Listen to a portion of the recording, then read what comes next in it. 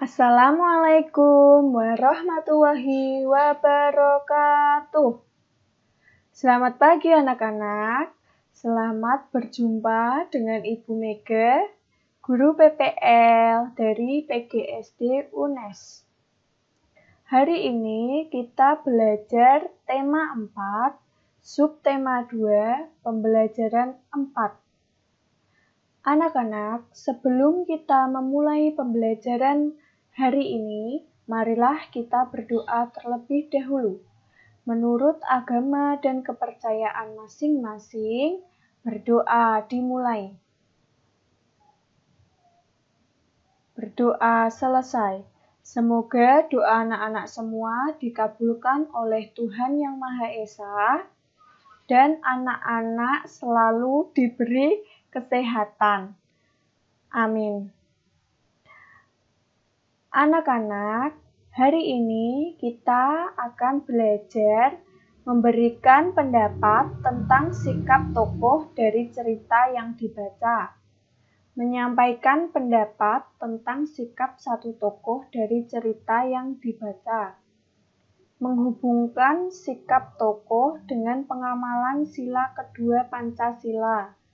Memberikan ide kesepakatan kelas supaya warga di kelas mengamalkan sila kedua Pancasila. Menemukan cara mencari luas dan keliling bangun gabungan persegi dan persegi panjang menggunakan benda konkret. Dan anak-anak juga akan menyelesaikan masalah tentang luas dan keliling bangun gabungan, persegi dan persegi panjang. Anak-anak, coba perhatikan gambar berikut. Berprofesi sebagai apa gambar tersebut? Ya, benar. Gambar tersebut berprofesi sebagai dokter. Siapa yang ingin menjadi dokter? Apa saja yang dilakukan oleh dokter? Sikap apa yang harus dimiliki oleh seorang dokter? Nah, seorang yang bekerja harus memiliki sikap melayani, disiplin, rendah hati, dan bekerja sepenuh hati. Kita bisa mempelajari nilai-nilai tersebut dari seorang dokter yang bekerja untuk masyarakat.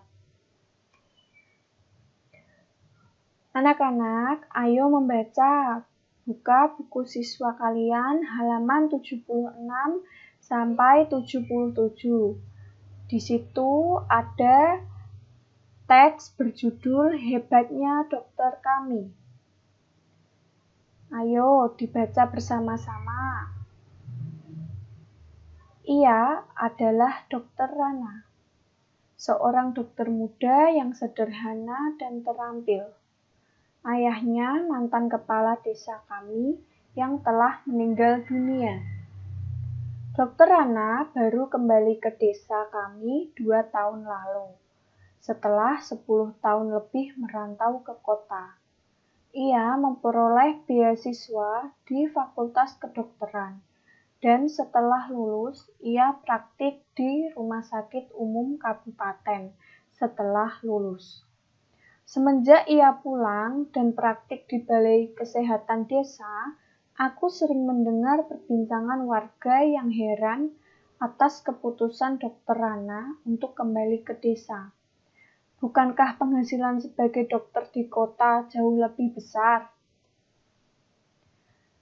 Pada ayahku, Dr. Rana bercerita bahwa cita-citanya menjadi dokter dulu muncul karena melihat kesadaran hidup sehat masyarakat desa yang sangat rendah. Sungai dipakai untuk mandi, mencuci, kakus, lalu airnya dikonsumsi. Hasil bumi dan peternakan tidak dimanfaatkan untuk membentuk pola makan sehat.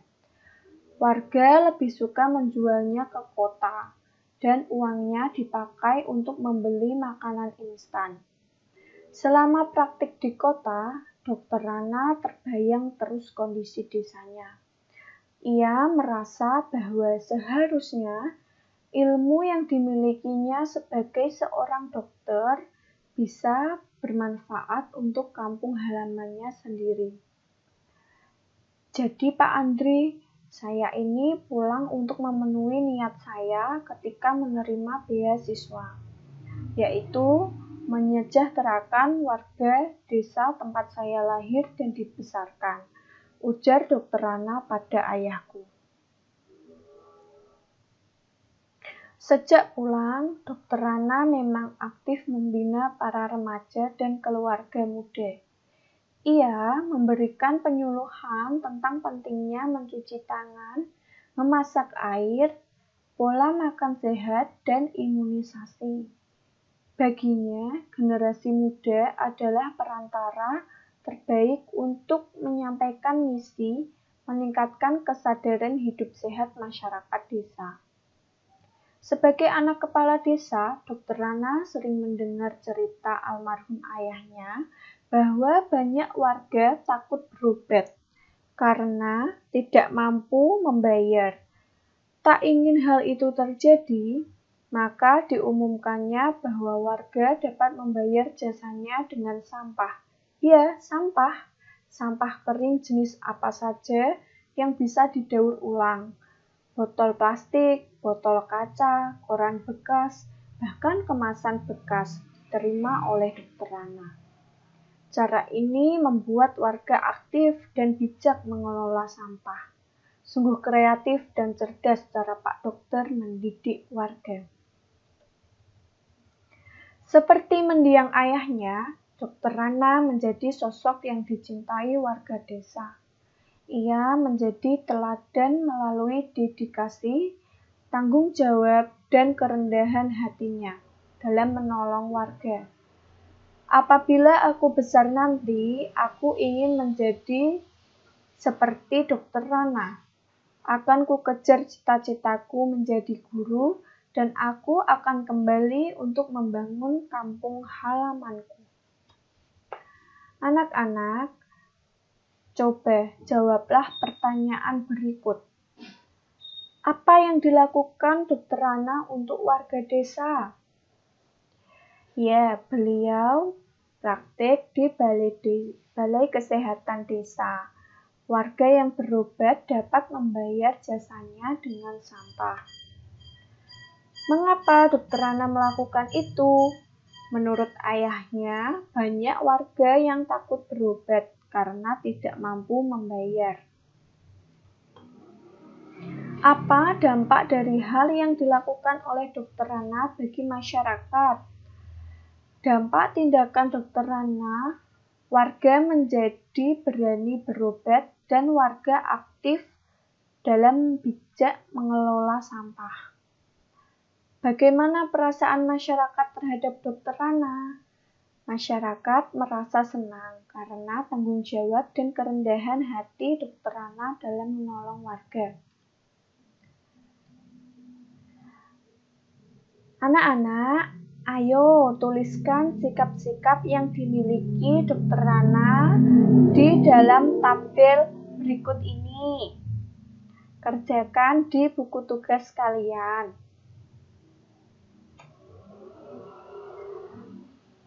Anak-anak, dari Dr. Rana kita belajar bahwa ketika kita bekerja haruslah bermanfaat bagi orang lain.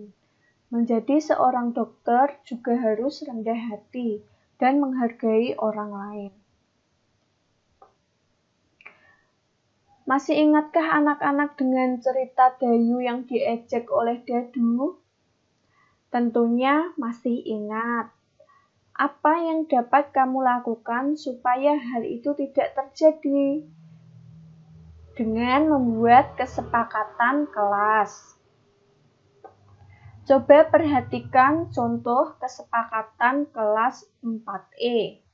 Tertib, jujur, peduli, berbagi, menghargai, tepat waktu, percaya diri, bekerja sama, bicara bergantian, bertanggung jawab, bermain bersama, kelas bersih dan rapi, berusaha melakukan yang terbaik.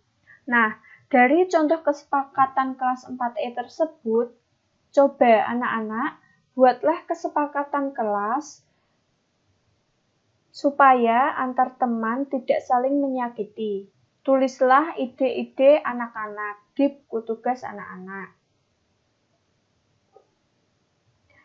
Ketika kesepakatan kelas itu dilakukan, maka setiap warga kelas akan merasa nyaman. Mereka merasa dihargai. Ketika anak-anak menghargai semua orang, maka anak-anak sudah mengaplikasikan sila kedua Pancasila. Tidak hanya Dr. Rana yang mempunyai sikap baik. Paman Udin juga mempunyai sikap yang perlu kita contoh. Paman Udin adalah petani yang rajin. Ketekunannya membuat hasil panen melimpah. Ia sekarang mempunyai sawah yang cukup luas. Berikut adalah gambar petak sawah Paman Udin. Perhatikan gambar petak sawah Paman Udin ya anak-anak.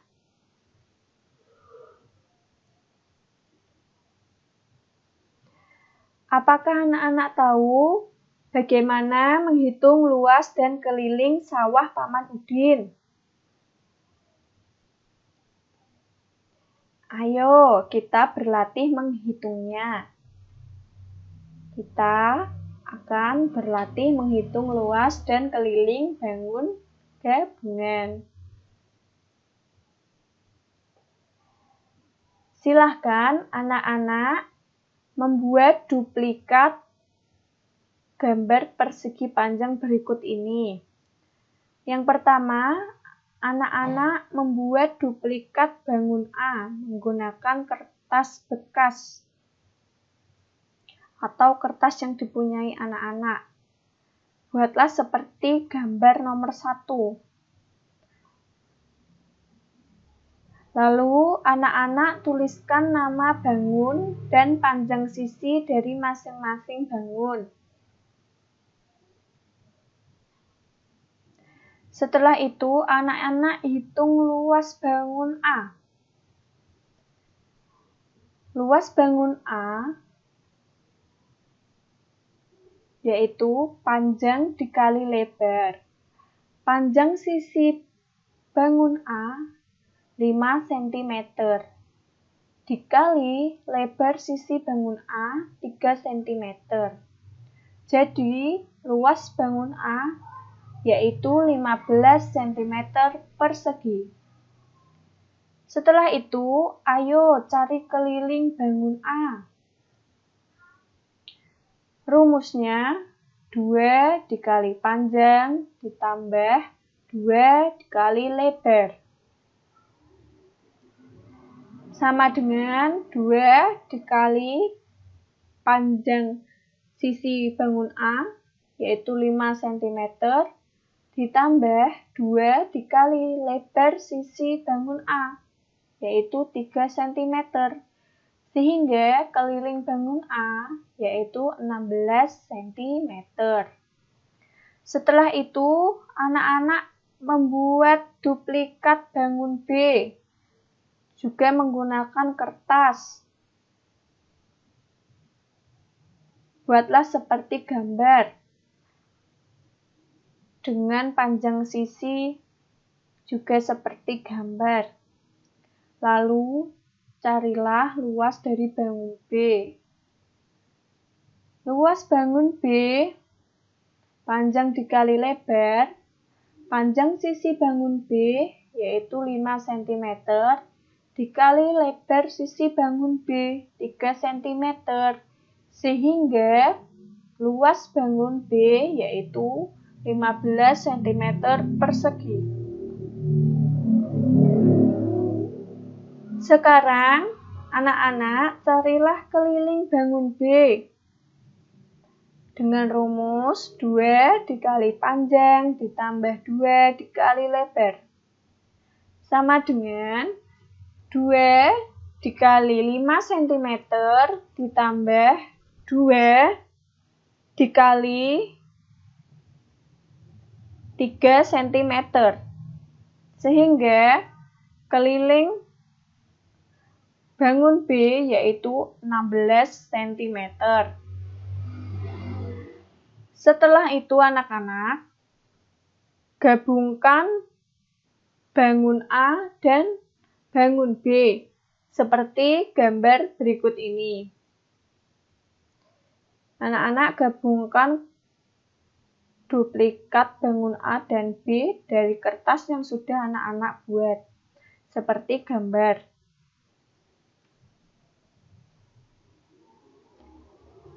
Nah, bangun gabungan apa yang terbentuk? Persegi panjang. Hitunglah panjang dan lebar dari bangun gabungan baru. Panjangnya 5 cm ditambah 5 cm sama dengan 10 cm. Lebarnya 3 cm. Hitunglah luas dan keliling bangun gabungan tersebut. Luasnya panjang kali lebar sama dengan 10 dikali 3 sama dengan 30 cm persegi. Keliling bangun gabungan yaitu 2 panjang ditambah lebar sama dengan 2 10 ditambah 3 sama dengan 2 dikali 13. Sehingga keliling bangun gabungan yaitu 26 cm. Anak-anak, coba bandingkan luas bangun gabungan dengan hasil penjumlahan luas bangun A dan bangun B. Apa yang bisa anak-anak simpulkan? Luas bangun gabungan dapat dihitung dengan cara menjumlahkan luas bangun pembentuknya. Coba anak-anak bandingkan keliling bangun gabungan dengan hasil penjumlahan keliling bangun A dan bangun B. Apa yang bisa anak-anak simpulkan? Keliling didapat dengan cara menjumlahkan ukuran sisi terluarnya. Ayo anak-anak, coba kerjakan. Mencari luas dan keliling kemungkinan penggabungan dari duplikat bangun A dan B menggunakan kertas yang telah anak-anak buat. Tuliskan di dalam tabel ya anak-anak. Bisa semuanya? Pasti bisa, kalian semua anak yang cerdas. Apakah luas semua bangun gabungan tersebut sama? Apakah keliling semua bangun gabungan tersebut sama? Sama apa tidak anak-anak? Nah, jadi luas bangun gabungan dapat dihitung dengan cara menjumlahkan luas bangun pembentuknya. Sementara itu, keliling didapat dengan cara menjumlahkan ukuran sisi terluarnya. Nah, anak-anak, kalian sudah belajar tentang cara menghitung luas bangun yang digabungkan. Sekarang, coba kalian hitung ya luas sawah Paman Udin. Kerjakan di buku tugas anak-anak. Yang pertama, kalian mencari luas sawah Paman Udin. Bisa semuanya? Pasti bisa. Nah, yang kedua, pada saat panen tiba, biasanya setiap 100 meter persegi tanah menghasilkan 80 kg padi. Berapa berat padi yang didapatkan pada waktu panen? Berapa anak-anak? Coba anak-anak kerjakan. Nah, yang ketiga, harga 1 kg padi adalah 5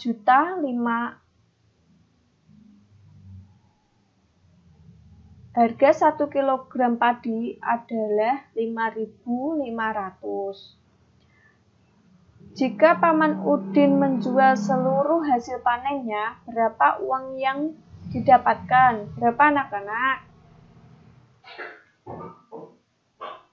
Paman Udin ingin membeli lagi sawah 200 meter persegi. Gambarlah kemungkinan-kemungkinan bentuknya.